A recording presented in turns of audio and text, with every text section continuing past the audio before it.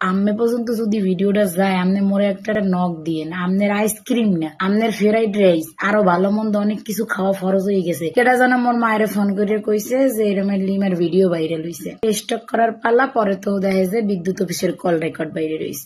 Normally মই বরিশালের বাসায় সচরাচর কোনো ভিডিও দেই না, মোর আশেপাশের বেবাক মানুষে মরে কইছে, কিন্তু কি বুঝছে জানেও মই বিদ্যুৎ অফিসের বেড়ার লাগে এই বরিশালের বাসায় কথা কইয়া এখন তো পুরো ভাইরাল, মোর কল রেকর্ড ভাইরাল।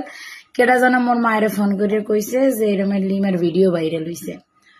আল্লাহ মোর মায় বলছে কি নাকি স্টক করার পালা। পরে তো দেখা যায় বিদ্যুৎ অফিসের কল রেকর্ড ভাইরাল হইছে। দত্রিকা মহে কথা বাজে, যাই হোক।